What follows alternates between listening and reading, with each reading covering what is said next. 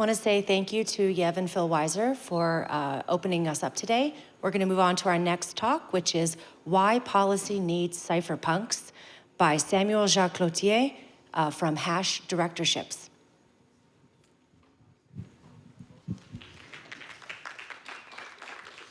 Hi, everyone. Thanks for coming. And kudos to the organizers for being willing to put a talk with a slide like this after the Attorney General and before the White House. I think that's great. Most of you here have likely never heard about the FATF, the OECD, or CARF before, right? So buckle up, because I'm going to show you how they're responsible for the billions you have to spend on KYC and compliance and the erosion of your privacy and what to do about it. But first, let's lay some groundwork. I'm sure most of you here have heard this quote before. It's from the Cypherpunk Manifesto from 1993. Governments wanted to ban encryption for private use, and the cypherpunks fought back. They didn't care what the governments wanted, they knew what was right, and they fought for it with code. Just imagine how the internet would look like today if we couldn't use encryption. We owe a huge debt to the people who pushed back. Sometimes pushing back's necessary. I was a subject matter expert for the Cayman Islands government for digital asset services for the last 7 years, and I developed the regulatory framework there. I helped draft well over 20 pieces of legislation responsible for implementing KYC, AML, and global standards. Laws that allow governments to supervise and regulate, laws that give governments more power over people like you and me. I led those projects to stop criminals, to stop bad people from abusing honest people. I did it for all the right reasons. But as I became more experienced doing policy, I noticed a few concerning issues and decided to speak up about them when I left the government a few months ago. Policy is what leads to laws. It's the process of taking a problem, an issue, and translating it into an actionable solution like a law. Ideally, the needs of the population should lead the development of new policy. Citizens need something, and people like me would find ways to fulfill that need. The citizens impacted by the laws then provide feedback to the lawmakers, and the system revises the laws. That's the legislative policy cycle. When I joined the government to draft policy, that's what I thought I'd be doing.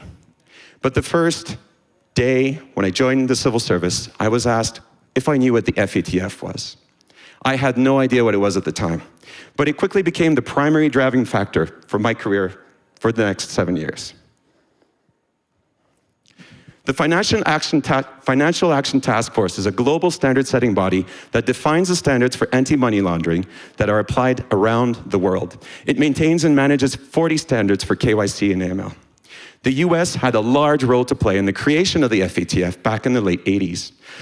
The Bank Secrecy Act was actually a template used for the initial standards, and now that law and others implement the FATF standards here in the US. Global bodies like the FATF centralize and harmonize policies around the world. Global harmonization has its advantages. It ensures all countries play by the same rules. It enforces cooperation and information sharing. Harmonization also facilitates enforcement. Problem is, though, it also has its drawbacks. Once a global standard becomes the baseline, deviation's difficult, dampening innovation. Decisions also shift from elected bodies to supranational forums that are harder for citizens to scrutinize and influence. Global standards are one size fits all.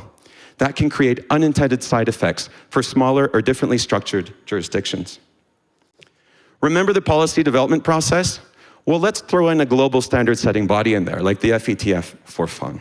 Let's assume there's a need to change a law that implements one of the FATF standards, like the Bank Secrecy Act. Like before, the needs identified and communicated to the policy development process. They, however, now need to ensure compliance with the global standards, so they send a delegate to the FATF plenary. In the plenary, the 40-member jurisdictions listen to proposed change, and in turn then must take the proposal back to their countries for their policy teams to review. The policy teams review the proposal, make changes and suggestions, and then go back to the FATF. The feedback typically revises the intended proposal because each of those countries have different laws, values, and objectives. The new policy is then implemented in all the countries. The result is a new law is passed different than what you originally wanted, and you had very little input in the policy process. Sometimes the needs come directly from the FATF, bypassing you altogether. I don't know about you, but this really is concerning for me. Policy should always come from the local citizens, not foreign entities.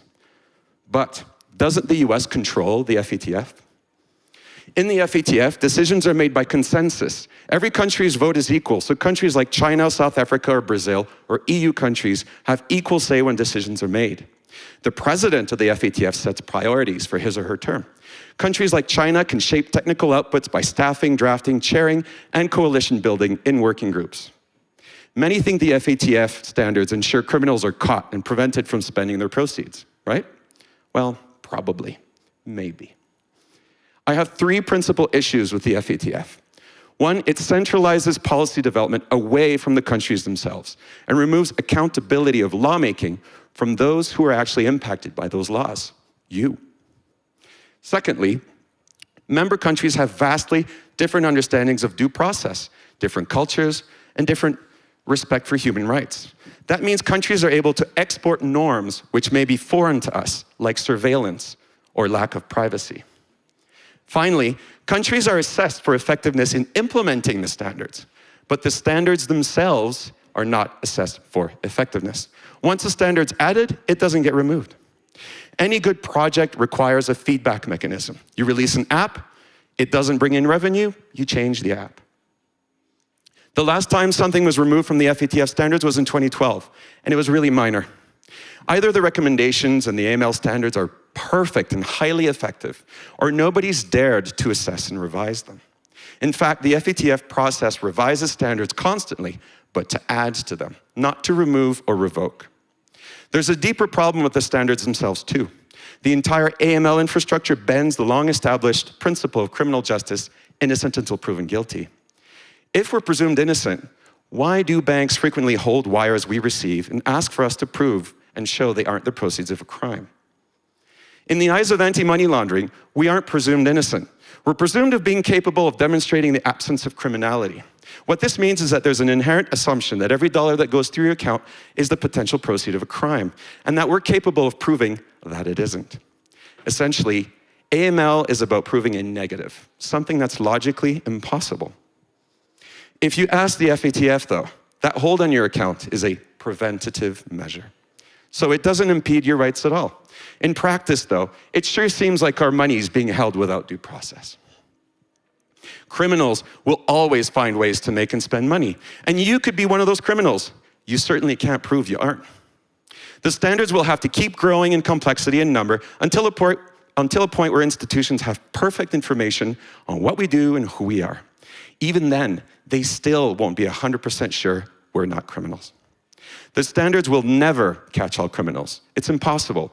And the more the standards grow, the more you and I, honest people, have to carry the burden of complying. I'm a governance professional. I live by compliance. And I'd easily defend the position that my country, the Cayman Islands, is amongst the most compliant and transparent jurisdictions in the world. Cayman takes compliance very seriously, and so do I. The problem isn't compliance or following laws or catching criminals. It's blindly following a set of standards that are based on a shaky presumption and which don't get regularly reviewed for effectiveness. Good governance means implementing policies that are effective, policies that yield results. FATF standards have a real cost to our society. They impose a regulatory burden, cause friction and inefficiencies, and they erode due process and privacy for honest people. Any good governance model has that feedback mechanism. If the app you created doesn't bring in users, then you redesign it, you improve it, and that's how your app gets better. Policy is no different. Remove the feedback mechanism and policy never improves. Maybe it's time for us to look at how AML policy is drafted. Maybe it's even time for us to participate in its development. And there's no time like the present. This is the OECD. It's another global standard-setting body like the FATF. Right now, as we speak, it's developing and implementing a new framework which will require every regulated crypto company and some unregulated DeFi protocols in the future to collect your personal information, store it, and send it to tax authorities automatically once a year. Your name, your address, your tax residence, your date of birth, types of tokens you bought or sold or transferred, their values, etc. And don't think DeFi is safe from this framework. Regulated banks have been doing this via the CRS, the Common Reporting Standards, and CARF just seeks to implement this for crypto transfers. But the legislation's been drafted such that it expands definition slightly and potentially include DeFi arrangements, like staking, tokenization, lending, wrapping. It includes a test of control, which will be applied to DeFi protocols to see if they're in scope. That test hasn't been formalized yet, but the OECD made its intent clear. CARF will include DeFi in the future. This is being implemented in the US and on a global scale. The Treasury and IRS have an active rulemaking item specifically for CARF and have already written CARF into the logic of the US crypto broker regs. The revised Form 1099-DA that just went live this year is the first initial phase of CARF. If you don't know what a 1099-DA is, please look it up. Were you aware this was being put in place? Did you see the consultation by the OECD in 2023? This is a global standard, so it's harder for us to know about it and participate in its development. It seems to me like we were bypassed in that policy process. I see a lot of really innovative projects doing KYC in a way that preserves privacy here. This new framework, CARF, would completely obliterate your efforts. CARF requires entities to collect data directly, store it, and send it automatically. I don't want to be all doom and gloom. Fact is, there's simple things we can do as a community. For CARF, tighten the scope to only include already regulated entities. Don't expand it to DeFi. The US hasn't signed the master agreement yet, so there's still time. For the FATF, a cost-benefit analysis is long overdue on the AML standards. If the FATF won't assess how effective their standards are, maybe we should. Most importantly, give resources to people whose job it is to actually catch criminals. Imagine if the hundreds of billions spent on compliance went to law enforcement instead. Wouldn't that be more effective than seizing 1.1% of criminal proceeds? Let's shift our focus from blind compliance to actually developing effective policies and practices that catch criminals. Let's review the standards, their costs, and their benefits to society. The goal is catching criminals, not blind compliance. Some say more transparency is the solution. Well then, if we have to bear all for the sake of a minority of criminals, if we have to weaken our cryptography, censor ourselves, or allow authorities to know everything that we're doing, shouldn't that same standard also apply to our governments? I say it's time for another sort of cypherpunk manifesto. Thank you.